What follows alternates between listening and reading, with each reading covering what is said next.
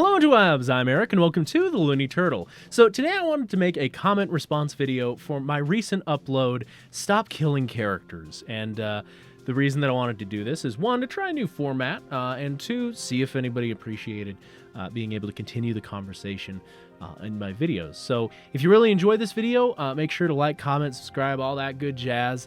Let's get right into it. This first comment comes from Mookin Baby Seal Fur Mittens. Long name there. Really good. Really good name there.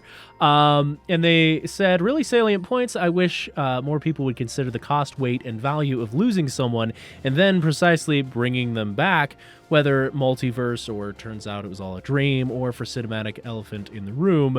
But yeah, great stuff. Cheers. Don't really have much to add to this comment, but it was an interesting set of examples that they came up with, so I wanted to kind of highlight those. This next comment is by Haley and WolfMage55, and they said that they agree with my video wholeheartedly, except for maybe the Demona part, which I get. It's kind of a mixed bag as to what my position is on the Nimona one specifically, because I both say that they should have kept her dead, but also maybe just shouldn't have done the death. But yeah, it's kind of a mixed bag when it comes to that one, so I understand you having a different view on that particular one. But they do go off of the philosophy that if you want to kill somebody and keep them dead, make sure that that's the last story that they really have, or if you do kill them off, make it their crowning achievement. And they cite Linkara's philosophy, where if you absolutely have to kill off a character, make it their crowning achievement. Which I can agree with these standings when it comes to the death trope. And then they go into a couple of examples from SMG4, which I'm not really familiar with, but it goes over a couple of examples of how some work and some don't. Definitely something that I'll have to look into in the future, but at least it is a start, something to look into to have in mind for when I think about this particular topic, because my video mostly goes over the death in return. That's the main thing that I have issues with in seeing in media, because it happens so much that we kill off a character and then bring them back, and there's some that are earned, but more often than not it's just a road bump, something that happens in a story, but we don't really explore beyond that. So really good points to bring up from Haley and WolfMage55. Vatasaur3967 brings up that I feel like fake out death is overused. In the case of Raya and the Last Dragon, there's a lot of sad moments, but ultimately none of it actually matters. True. Like, there's a lot of people who die in Raya the Last Dragon, but then they're brought back at the end. It's a sacrifice, an end for a character that does affect the world, but ultimately doesn't amount to anything because everybody comes back, everybody's happy. One thing that I will say about Raya and the Last Dragon that I didn't mention in the video is the time that passed. That's significant. Like, the characters were dead for a period of time, and as a result, Raya's dad didn't actually get to see her grow up. So I could see that as one use of the idea of killing off a character that actually pays off in the end. And I should have actually thought more about that when I was writing the video. So yeah, thanks for bringing that up. Sorry if I rambled on it. And then there's two comments by Sasami-chan that are relatively long. I'll start with the longer one first, where they basically ramble on. I don't mean that offensively, but they ramble on about how we kind of coddle children. We treat them as if they're not able to really face these kinds of deeper subjects until they're older. It's like from 2 to 12, you're not well, from 1 to 12, you're not allowed to address politics or anything. You're just supposed to live a happy life away from anything you may fear, and then you'll end up all right when you're grown up, right? So I kind of agree with him on that point. But it kind of feels unrelated to the video, so let's go to his other comment, where he asks about a bunch of different characters from Star Trek. Unfortunately, I haven't really watched Star Trek, so I can't really speak to how well handled or how poorly handled the death of Spock or Kirk or Data or Sisko or Dax or any of those characters was handled. But he does bring up that Scratch was better handled than Grunkle Stan, and I'm not quite sure who Scratch is. I thought, is that a character in Gravity Falls? I don't think so. So I assume it's a character from Star Trek, and I don't really have much to say on that. But Grunkle Stan is another one that bothers me that I should have included in this video, because he essentially sacrifices himself to end Bill, and then he gets his memory back. So it's like you had this sacrifice, you had this crowning achievement for Grunkle Stan, this one sacrifice that he did, and it didn't really matter because you got his memory back. So that also brings into question, did he bring Bill back? Like, there's theories upon theories of people thinking that Bill came back, and it's not confirmed, but it's totally possible, because it doesn't seem that the memory eraser, the thing that was supposed to end Bill, worked. So that's one of the examples that I could have brought up in this video of the death and return trope not really working, because it doesn't really feel earned that he got his memory back. It doesn't feel like the sacrifice actually meant anything.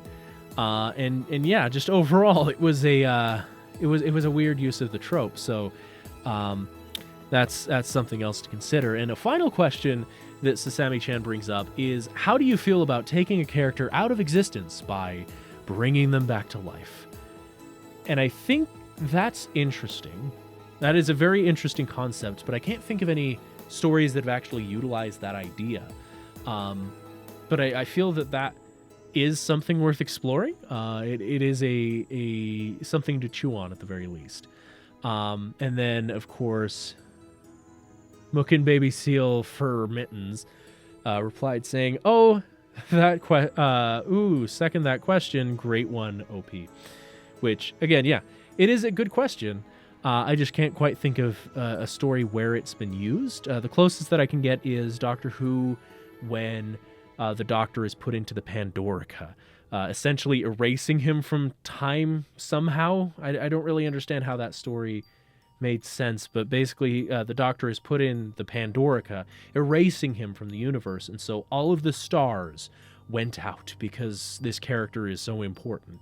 And eventually they open up the Pandorica and they save the universe.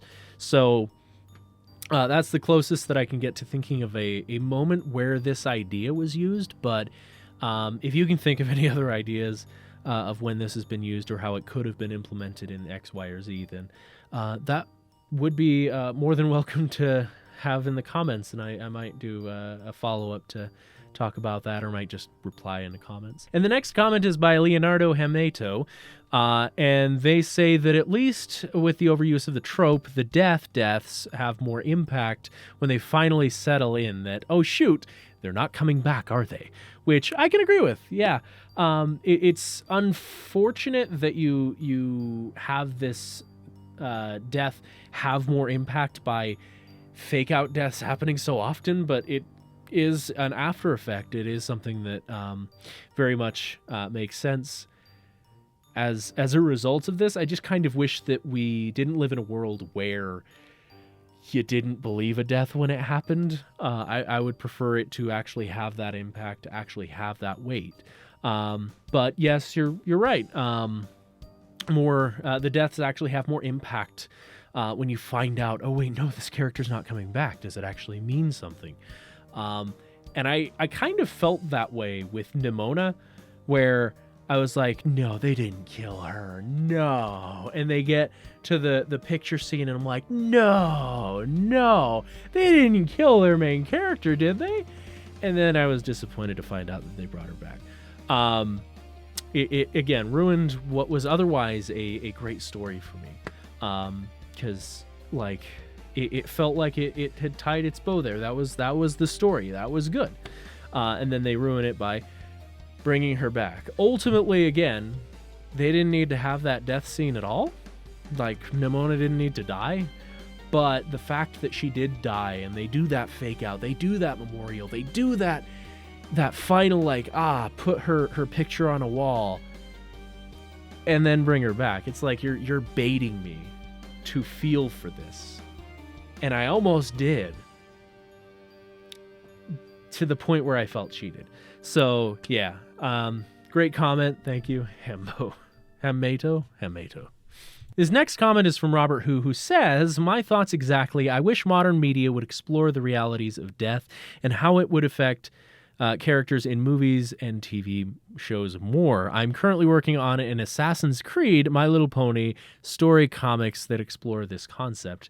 That is an interesting combination, but I wish you the best in exploring that. Generalzita 7000, I hope I got that right, explains a story in which they're trying to incorporate the idea of a death, kind of a soft death. The way that they describe it more resembles what happened with Della Duck, where the characters on Earth think that she's dead and she's actually been surviving on the moon this entire time. And I kind of liked that twist on the trope because, again, we were led to this mystery, like this character's dead. Della's been dead for years. But it turns out, oh no, she's actually alive. I liked that twist. I liked having the episode that actually explored her being on the moon and surviving and how she ended up getting back to the Earth and how she finally reunited with her family. Like, I enjoyed that death and return because it wasn't really a death and return. It was more of a disappearance and reappearance that the characters went through the grieving process. They had that emotional moment, but it wasn't cheating the audience because to the characters, she was absolutely dead.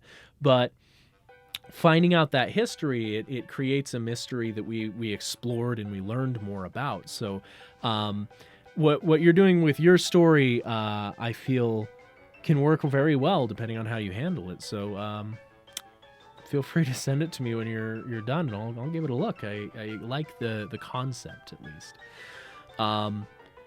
So yeah, with that, I hope you all enjoyed this video. I will see all of you in the next video.